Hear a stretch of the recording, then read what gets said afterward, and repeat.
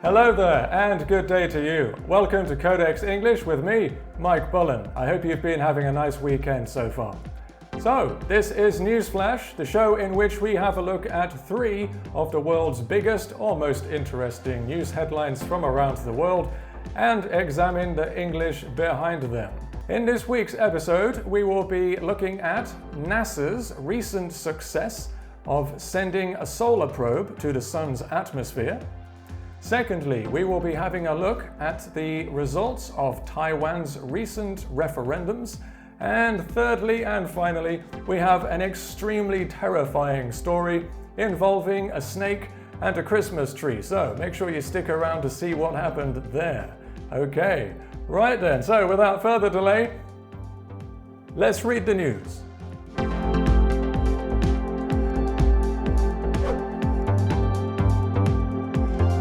Right then, so story number 1 brings us over to the BBC News website. Let's have a read of the headline here. Okay, so the headline reads, Parker solar probe makes historic pass through sun's atmosphere. Right. Probe is our first word of today's video. So a space probe is a type of spacecraft that is sent to find out something about wherever it's been sent to. In this case, it's the sun. So they sent a space probe to the sun to have a look at the sun's atmosphere. Atmosphere. And that's our second word here. So atmosphere is another noun, and this is simply the gas layer, the layer of gas that's around a planet, or in this case, the sun. Okay then, so let's have a look at a paragraph from the article in language focus mode. So here is the paragraph from the article, which includes some quoted text.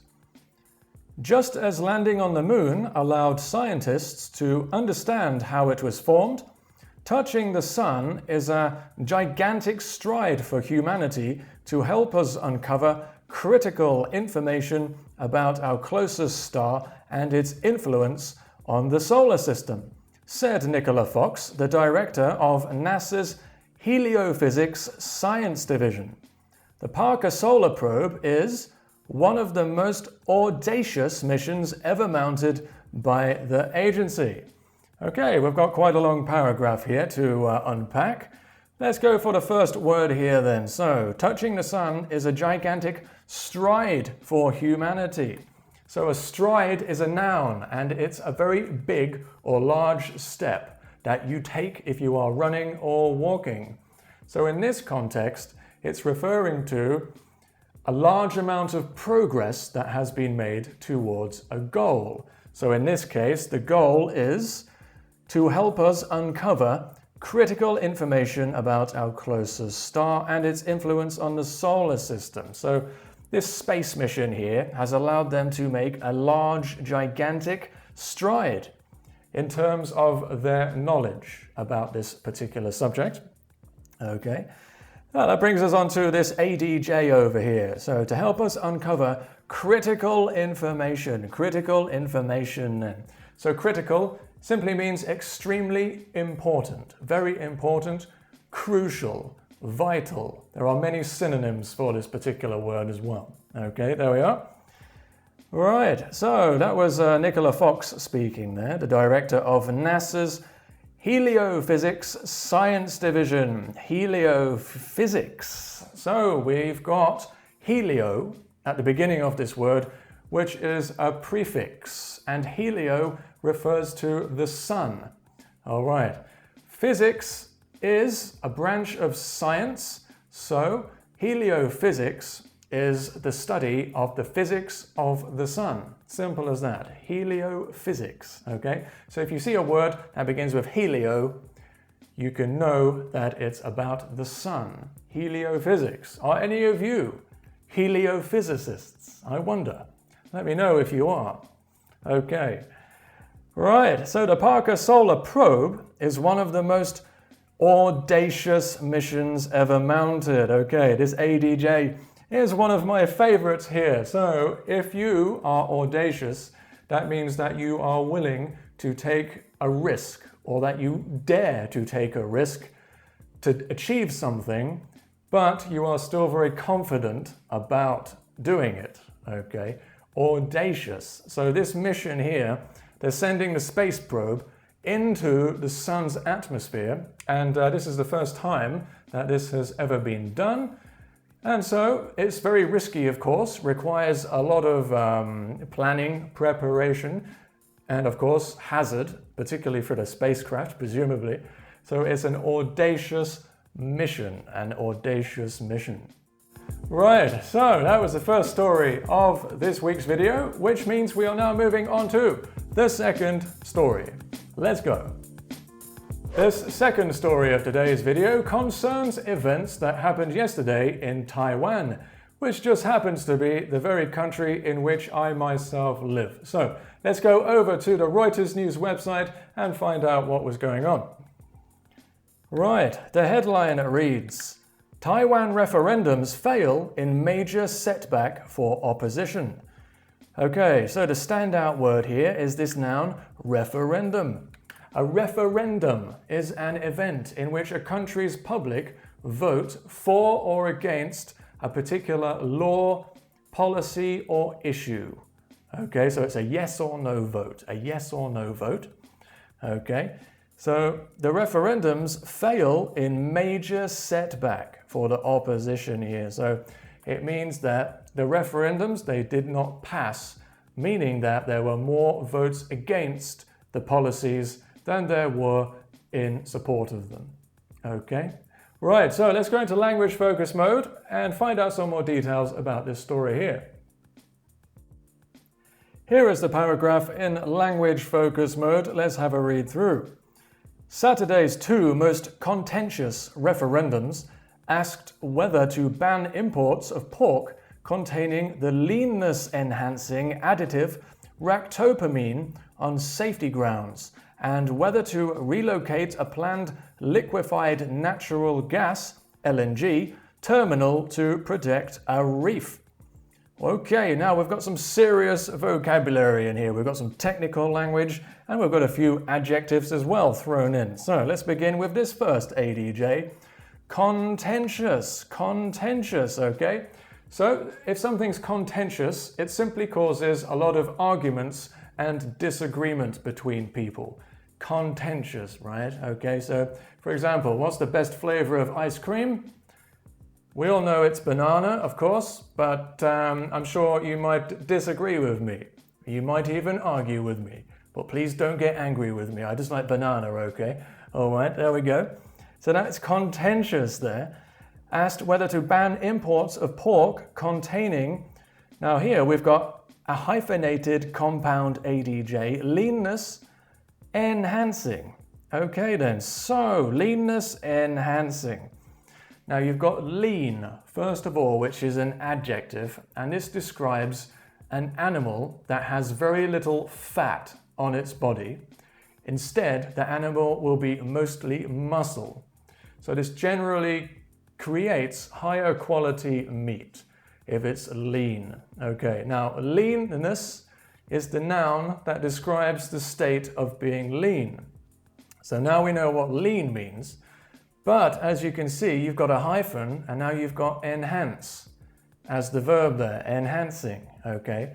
So to enhance something means to make it stronger or to increase in some way. So the way to understand a hyphenated adjective is to read it backwards.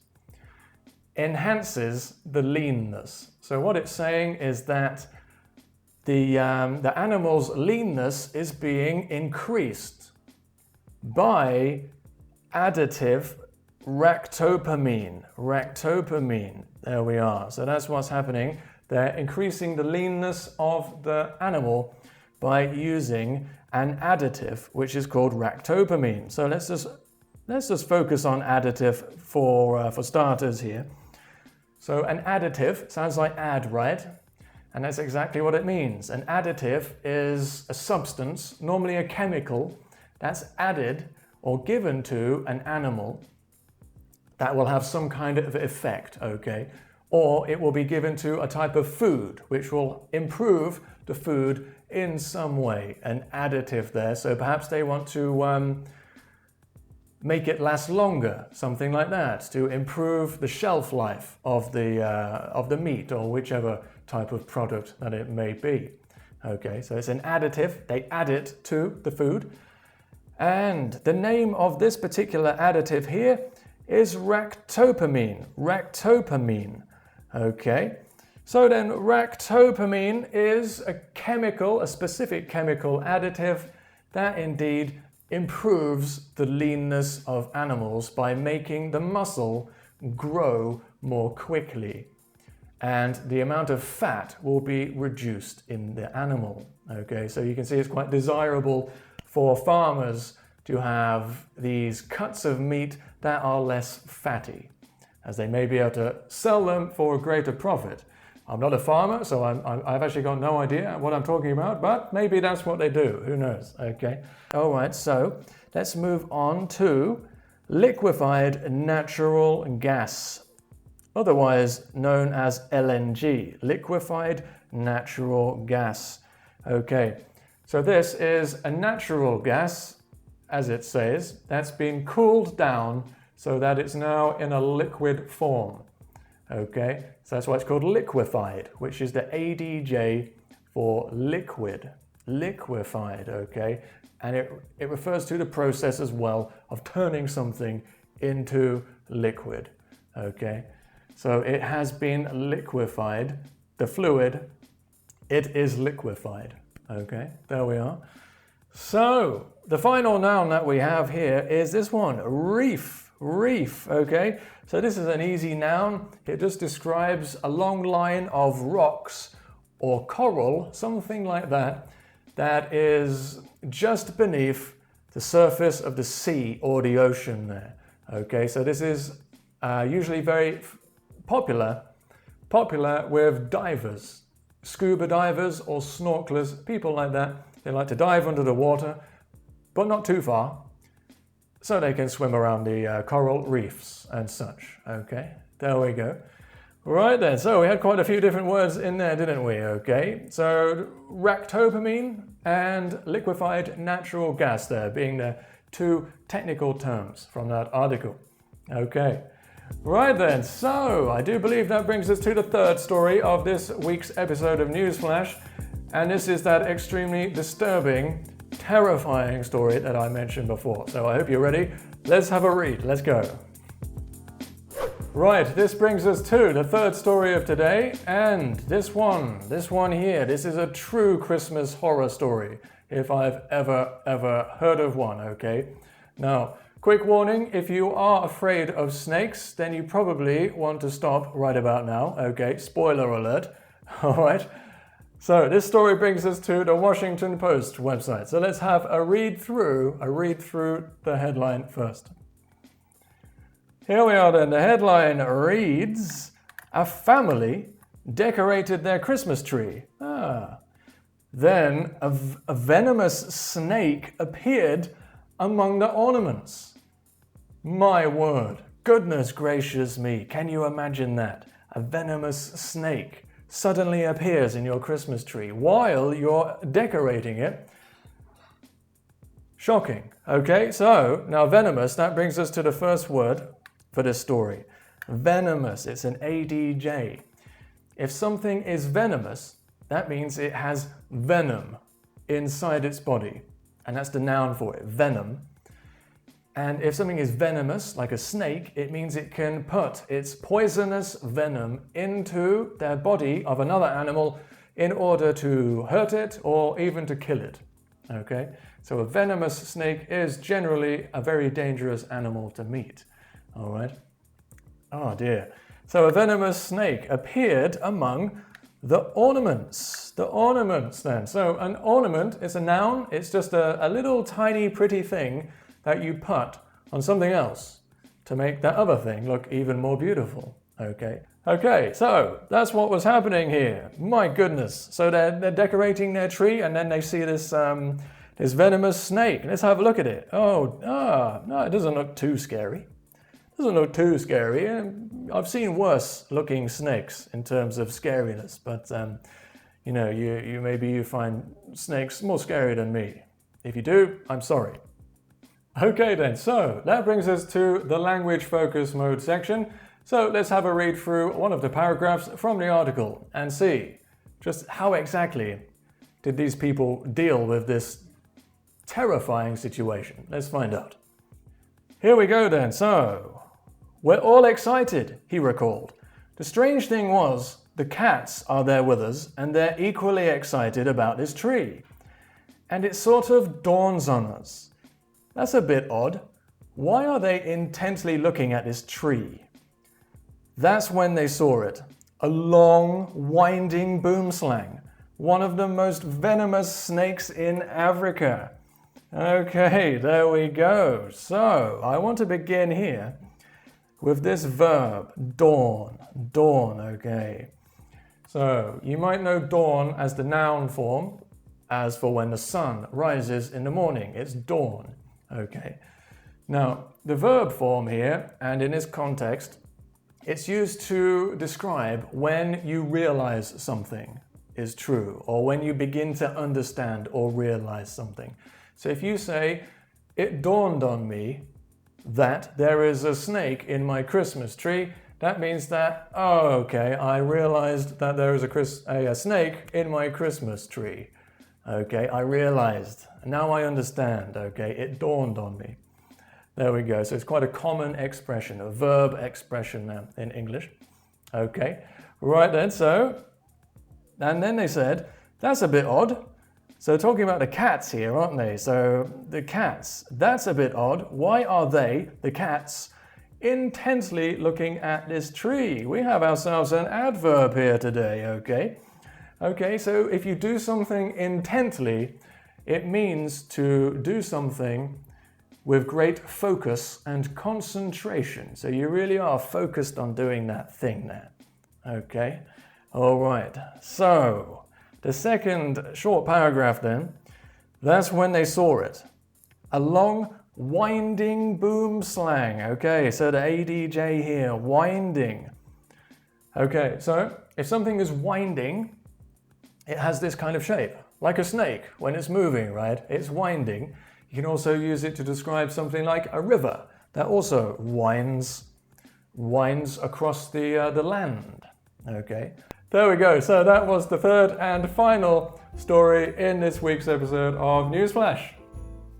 As always, please feel free to leave a comment down below if you have any questions about any of the vocabulary featured in this video. Okay. So then, with that, I will wish you a lovely week and I look forward to seeing you again in a future episode here on Codex English with me, Mike Bullen. Thanks for watching again. Cheerio. Bye bye.